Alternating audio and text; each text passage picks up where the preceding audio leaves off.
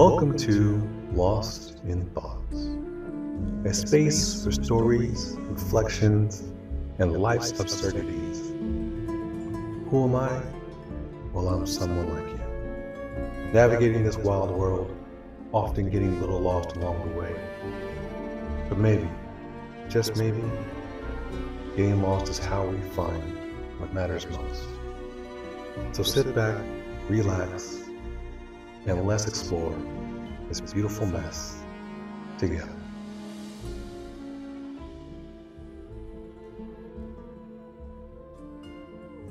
So I am the type of person who doesn't really take drugs. I enjoy a nice glass of wine. I enjoy a really good cocktail. I enjoy a smooth glass of cognac or brandy. But I don't really drink for the sake of drinking. I'm a social drinker. Enjoy it with my friends, but never alone. Recently, I decided to partake in some cannabis. A lot of people have enjoyed it. I wasn't really pressured into it, but someone close to me enjoys it, so like, why not? Let's try it. So I find that I don't like the smell of it. I really hate the smell of it. And growing up, I really didn't like the association.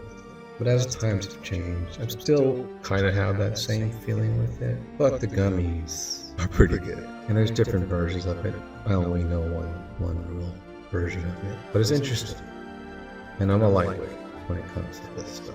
Never really grew up on it, so I never partaked. So now, I'll have a gummy. And I'll take like half just to see how I feel. I think I started with like a quarter. And really it gave me a little bit of, a high, but half is pretty good, for me, solid. Like I said, I'm a lightweight, so I can stretch it out. And after a while, you do a few halves, then every once in a while you can knock out a full one, like a full piece of a gum. And that'll get me to, let's say out of 10 as the high, 8 is a good spot to be in for me. I'm good at 8. 7, 8, 6.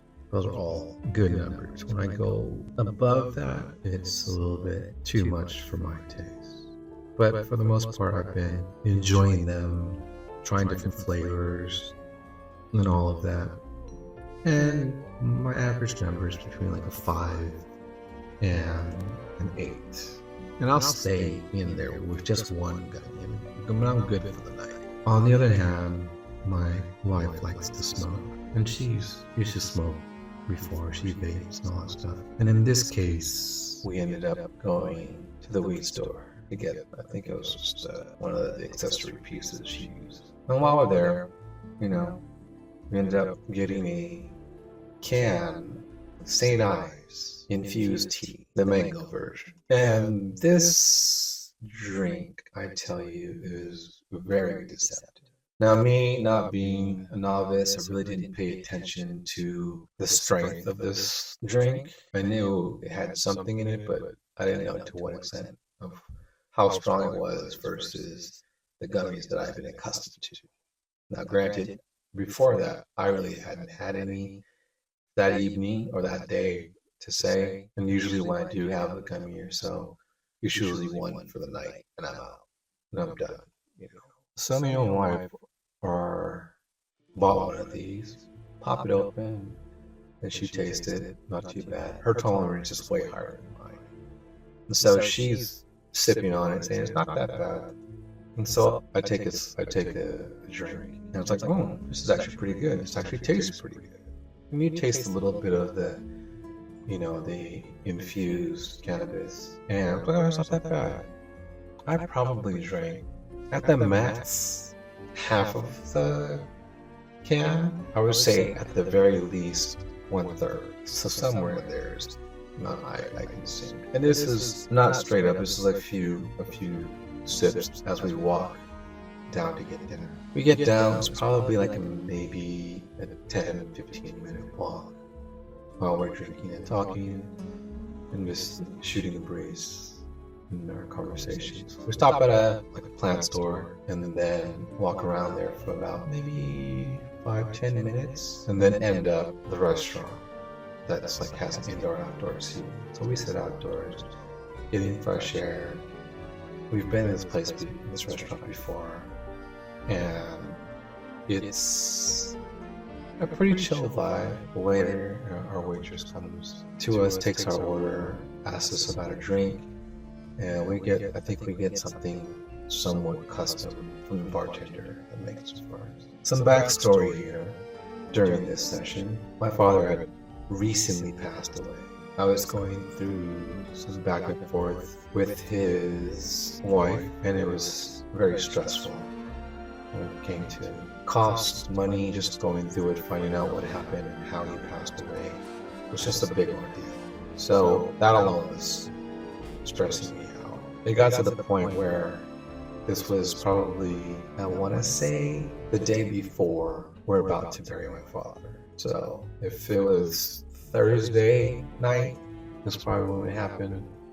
Friday was supposed to be the viewing. Saturday, we're burying him. All of this is taxing on our family. People are coming who can, and I'm sitting there having dinner with my wife. While at dinner, just finishing ordering drinks, I start feeling the effects of this drink, and it is coming like a wave, in waves, and I'm not aware of it, I'm not used to it, and I'm not expecting it. And I'm sitting there and I'm having a conversation and we're talking and I have no idea what we're talking about.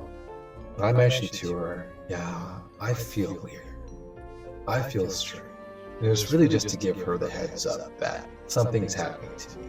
I was like, yeah, this cocktail is happening. In addition to that, I'm having a few sips of actual alcohol. And I don't think that helped it off. That probably amplified it, or it felt like amplified it. I'm sitting next to a heater, one of those outdoor heaters above me, and I could feel the heat coming from that. And normally, I love and embrace heat. I always have the heater on, no matter what. But for whatever reason, that heater started getting hotter and hotter. And the only way I can equate it to is if you've ever been on a hot air balloon ride and you're sitting there, and if you're there long enough, you'll feel that heat kind of like baking on your head. So if you're bald, definitely wear a hat, bring a hat, because you're gonna get cooked if you don't. If you're not prepared. And that's kind of how it was feeling. It was getting hotter and hotter. The music was kind of psychedelic, so my mind was all into that. Everything just kind of felt more intense. That's probably the best way I can explain it. At the same time, there's waves, and the waves that are hitting me are almost like different patterns going through my brain. And I believe this is how the drink is described. And after a few sips, it just gets worse. So I'm like, I feel like my body is shutting down. And all I do is I just grab a table and kind of like brace for impact, because I just feel like my body's shutting down. It's just more waves and waves. And as soon as like one wave kind of calm down, I'm like, okay, then another wave will start coming. And it's just like getting beaten over these intense. I'm trying to figure out how to describe it. This is intense, not emotions, but transitions of the intense effects of this drink. And it just gets tougher and tougher. And once it's like, being out in the ocean, you really can't swim, but you're trying to survive, and a wave hits you, and then you kind of recover after you spit up the salt water and just about to get your bearings, and another 2 or 3 waves hit you back to back to back. That's kind of how it felt in my head. And the other part of it, when it's like my brain was shutting down, was reflecting on it now, is like, imagine you're at a stadium, right? And you're shutting off circuit lights in certain areas. So each, like when in the stadium, you got to turn off a couple different lights, probably like 8 or 9 triggers, where different sections kind of go dark. That's kind of how it felt. Like, I can see, okay, that off in the distance, that little everything's lit mentally. and then one area after one area just goes black, black, black, and these lights just keep going out. Each section of my brain is just shutting down. And the one thing that was remaining, or the last thing that was remaining, was my vision, and then eventually and then my hearing. Those were the last two things that were really still on. And then eventually the lights, or the switch for the eyes, my sight turned off, and my hearing turned off. And the best way I can describe it is as if my whole brain rebooted. It's kind of like when your computer freezes and you gotta do a hard restart. That's pretty much how it felt. Like everything that's kind of shut off, all these programs shutting off, and then boom, and you're out for however long it took. I felt like I was out, but according to my wife, I was still aware. But that all shut down, and then I came to, and I was fine.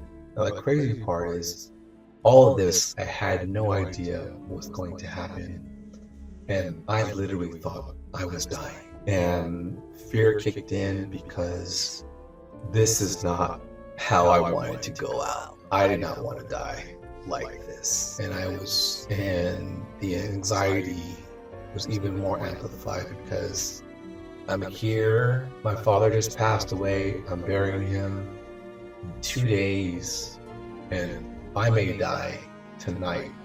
And I was just thinking, my wife is thinking about my wife, thinking about my brother who took it hard, when I had to tell him my father passed away, and my mother, who was married to my father for 26 years, 27 years, that she was going to deal with her son passing 2 days from burying her ex-husband and her first love. So all this is going through my head, and I'm just freaking out and trying to grasp anything so that I would asking God for forgiveness, asking God to not let this happen. All this is happening in my head in fractions of a second because I have no idea of the time and space and when things are going around. But it was tough on me, and I wasn't prepared because I didn't know that this strength was that strong and stronger than any of the gummies I had prior to that. It took me to